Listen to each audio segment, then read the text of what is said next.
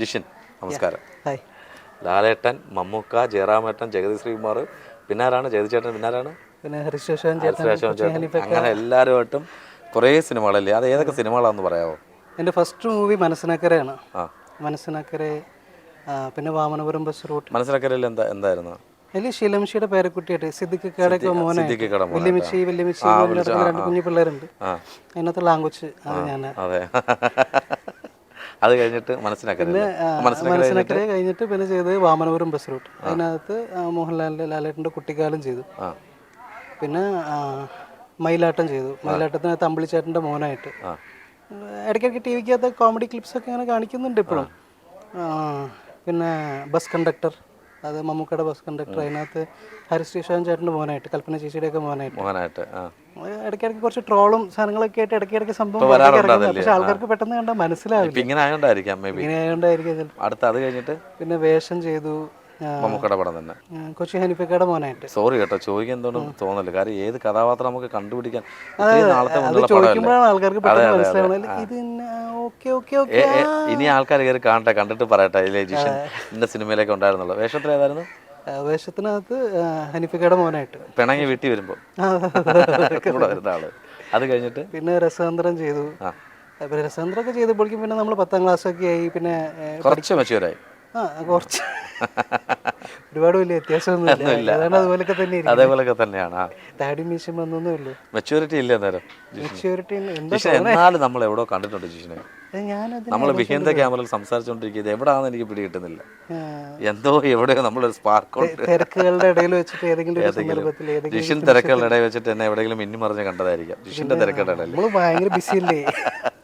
ഇപ്പം എറണാകുളമാണോ താമസം അതോ ട്രിവാൻഡ്രം ആണോ? ശരിക്കും പറഞ്ഞാൽ എൻ്റെ പാരൻസ് ഇപ്പോഴും ബാംഗ്ലൂർ തന്നെയാണ്. ഞാനിപ്പോൾ താമസം എറണാകുളത്താണ് കൂടുതലും. കാരണം വെച്ചാൽ നമ്മുടെ വർക്കും കാര്യങ്ങളൊക്കെ ആയിട്ട് പോകുമ്പോൾ നമ്മൾ ഈ ബാംഗ്ലൂർക്ക് ഓടി പിന്നെയും തിരിച്ചു വരിക എന്ന് പറയുന്നത് പ്രാക്ടിക്കലി ഡിഫിക്കൽട്ടാണ്. അതുകൊണ്ട് ഒരു സ്പേസ് എന്നുള്ള രീതിയിൽ എടുത്തിട്ടേക്കണമെന്ന് മാത്രമേ. ഇപ്പോൾ കൂടുതലും നമ്മൾ ട്രിവാൻഡ്രം സൈഡിലാണ് അവിടെ ഷൂട്ടും കാര്യങ്ങളൊക്കെ വരുന്നത്. അപ്പോൾ ട്രിവാൻഡ്രം തന്നെയാണ് കൂടുതലും. ഇപ്പോൾ 2-3 പ്രോജക്ട്സ് സൈമിൾട്ടേനിയസ്ലി ചെയ്യുന്നുണ്ട്. അതുകൊണ്ട് ഇപ്പോൾ ഒന്ന് ഓണായി വരുന്നൊരു സമയമാണെന്ന് കൂടുതലും പറയാം. സമയമായി വരുന്നുണ്ട് ദാസ.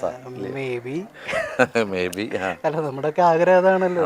വർക്കിലിങ്ങനെ എത്രയോ ചെറുപ്പക്കാരായിരിക്കുമല്ലോ അഭിനയിക്കാനായിട്ട് മുന്നിൽ വരുന്നത്, അല്ലെങ്കിൽ അഭിനയിക്കാൻ ആഗ്രഹമായിട്ട് നിൽക്കുന്ന എത്രയോ പേരാണ് അല്ലേ? ഇഷ്ടംപോലെ ആൾക്കാരുണ്ട്. അപ്പോൾ നമ്മുടെ അടുത്ത് തന്നെ എത്രയോ പേര് ചോദിക്കുന്നുണ്ട്, ലൈക്ക് ഇതെങ്ങനെയാണ് ഇതിനകത്തോട്ട് വരുന്നത്.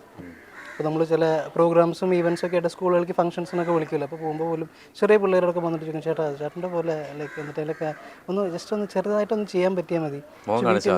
പക്ഷെ വീട്ടിൽ നിന്ന് അത്ര പ്രോത്സാഹനം ഇല്ല എന്നൊക്കെ പറയും. കാരണം വെച്ചിട്ടുണ്ടെങ്കിൽ അത്ര ഒരു പ്രാക്ടിക്കലായിട്ടുള്ള ഒരു ഫീൽഡല്ല.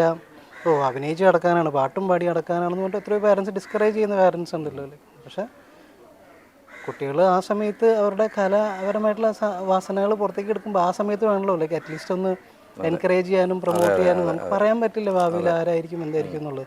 ഞാൻ സ്കൂളിൽ പഠിക്കുന്ന സമയത്തൊന്നും ഇതിൻ്റെ അയലൊക്കത്തോടെ പോയിട്ടില്ലാത്ത ആളാണ്. മിമിക്രി ഇല്ല, മോണാക്ട് ഇല്ല, ഒരു കുന്തമില്ല. ഞാൻ പാടുമായിരുന്നു.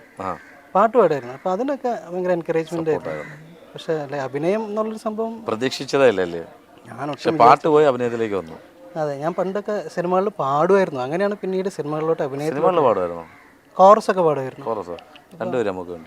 സിനിമകളിൽ പാടിയത് ഇഷ്ടമുള്ള പറ്റുന്നതല്ലേ? കോറസ് ഏതാ പാടിയിട്ടുള്ള സിനിമയിൽ? കരുമാടിക്കുട്ടനകത്ത് വാ വാ തമര പിന്നെ രണ്ടുപേരും പാടാം.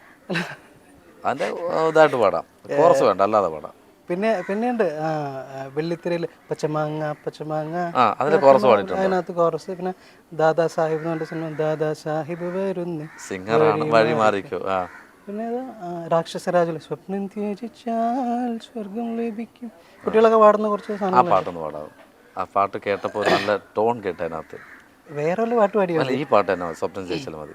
സ്വപ്നം ത്യജിച്ചാൽ സ്വർഗം ലഭിക്കും, ദുഃഖം മറന്നാൽ ശാന്തി ലഭിക്കും, മനസ്സേ കരയരുതേ, മനസ്സേ കരയരുതേ, കണ്ണീരിലഴിയുന്ന പാട്ടുപാടാം ഞങ്ങൾ, കണ്ണീരിലലിയുന്ന പാട്ടുപാടാം.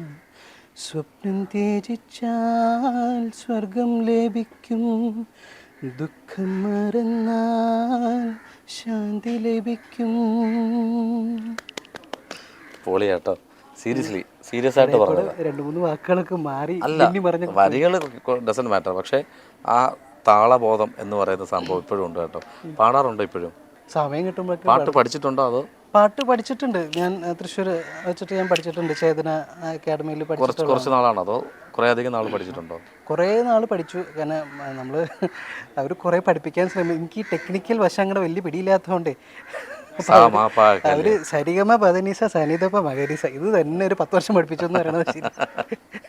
പക്ഷേ എങ്കിലും അടിപൊളിയായിട്ട് പാടി കേട്ടോ. നമുക്ക് ഇതിൻ്റെ വൈൻഡപ്പ് സമയത്ത് ഒരു പാട്ടൂടെ പാടണം, നല്ലൊരു പാട്ട്, ഇഷ്ടമുള്ളൊരു പുതിയൊരു പാട്ട്. ഒരു നിങ്ങളൊക്കെ അപേക്ഷിച്ച് ലവ് സോങ് ഒക്കെ ഏറ്റവും ഇഷ്ടമുള്ളതല്ലേ? എനിക്ക് മെലഡീസ് നല്ല ഇഷ്ടമാണ്. അപ്പോൾ ആര് ഇടയ്ക്ക് നമ്മുടെ ഫ്രണ്ട്സൊക്കെ ചോദിക്കും കൂടുന്ന സമയത്തൊക്കെ ലൈക്ക് ഒരു പാട്ട് പാടുന്നൊക്കെ പറഞ്ഞാൽ ഞാൻ ആദ്യം പാടുക ലൈക്ക് ആൾക്കാർക്ക് ഇപ്പോഴും ലൈക്ക് ഫാസ്റ്റ് നമ്പേഴ്സും അടിച്ചുപൊളി പോലുള്ള സാധനങ്ങളാണല്ലോ ആവശ്യം. പക്ഷെ ഞാൻ കൂടുതൽ ഇങ്ങനെ മെലഡി പോലുള്ള സാധനങ്ങളാണ് കൂടുതൽ ഇഷ്ടമുള്ള പാട്ട് ഏതാ? എത്രയോ ജന്മമായി എന്നുള്ളൊരു പാട്ടില്ലേ, അതോട് 2 വരി. എത്രയോ ജന്മമായി നിന്നെ ഞാൻ തേടുന്നു,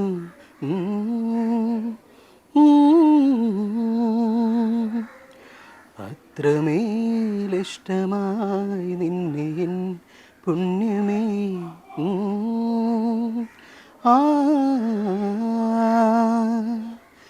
ദൂരതീരങ്ങളും മുഖതാരങ്ങളും സാക്ഷികൾ, എത്രയോ ജന്മമായി നിന്നെ ഞാൻ തേടുന്നു,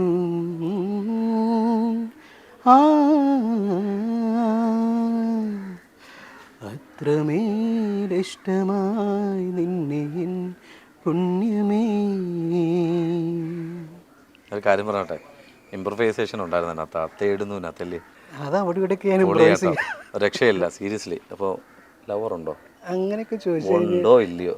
സ്ട്രേറ്റ് ഫോർവേഡ് സംസാരിക്കണം, അനാവശ്യമായിട്ടുള്ള ചോദ്യം ചോദിക്കും. അല്ല, ഉണ്ടോ ഇല്ലയോ? ഇല്ലെങ്കിൽ ഈ ഒരു ഇൻ്റർവ്യൂ കഴിയുമ്പോൾ എന്തായാലും ചന്ദ്രികയിൽ അല്ലെങ്കിൽ ചന്ദ്രകാന്തം എന്ന സീരിയലിൽ കഥാപാത്രത്തിൻ്റെ പേരെന്താ? അരുൺ എന്ന് പറയുന്ന കഥാപാത്രത്തിൻ്റെ നിങ്ങളുടെ സീരിയലിൻ്റെ അടിയിൽ കുറേ കമൻറ്റ്സ് വരും. ചേട്ടാ ഐ ലവ് യു, അരുൺ ചേട്ടാ ഐ ലവ് യു, ജിഷിൻ ചേട്ടാ പാട്ട് സൂപ്പർ എന്നൊക്കെ പറഞ്ഞു വരും. പ്ലീസ് സെൻഡ് യുവർ നമ്പർ എന്നൊക്കെ പറഞ്ഞിട്ട് വരും. അല്ലെങ്കിൽ പ്ലീസ് സെൻഡ് യുവർ പിന്നെ എന്താ ഇൻസ്റ്റ ID അല്ലെങ്കിൽ ഫേസ്ബുക്ക് ID എന്നൊക്കെ പറഞ്ഞിട്ട് വരും. കൊടുക്കുവോ? പിന്നെന്താ, പക്ഷേ മറ്റേ ആൾ വേണം, മറ്റേ ആൾ വേണമെന്നേ. ഇപ്പൊ ഓൾറെഡി ഉള്ള ആള് അങ്ങനെ ഉണ്ടോ?